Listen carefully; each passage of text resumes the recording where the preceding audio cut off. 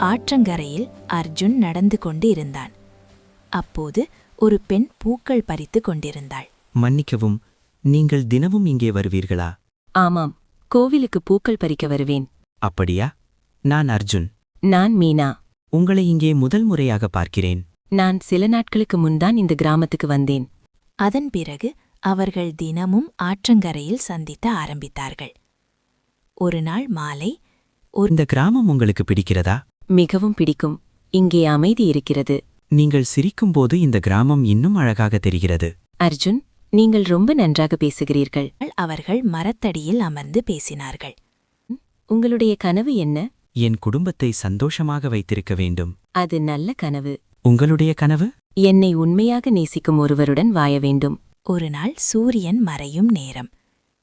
நீனா, நான் ஒரு விஷயம் சொல்லலாமா? சொல்லுங்கள். நான் உன்னை மிகவும் விரும்புகிறேன். அர்ஜுன், நான் கூட உங்களைதான் நினைத்துக் கொண்டே இருக்கிறேன். அப்படியானால் நாம் காதலர்களா? ஆமாம். சில நாட்களுக்கு பிறகு மீனா கவலையுடன் இருந்தாள். ஏன் சோகமாக இருக்கிறாய்? என் அப்பா என்னை வேறொருவருக்கு கல்யாணம் செய்யப் போகிறார்கள். என்ன சொல்கிறாய்? அவர்கள் பணக்கார குடும்பம். ஆனா உன் மனசு? என் மனசு உன்னிடம்தான்.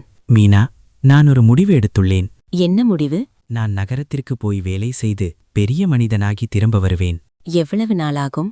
எவ்வளவு நாளானாலும் நான் திரும்ப வருவேன். நான் உனக்காக காத்திருப்பேன். போகும் முன் அவர்கள் ஆற்றங்கரையில் சந்தித்தார்கள். என்னை மறந்துவிடாதே.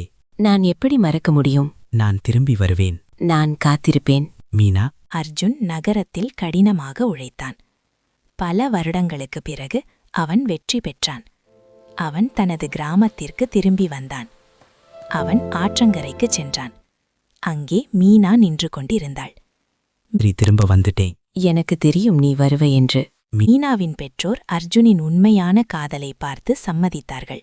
நீ சந்தோஷமாக இருக்கிறாயா? ஆம், ஏனெனில் நீ என் வாழ்க்கையில் இருக்கிறாய். இனி நம்ப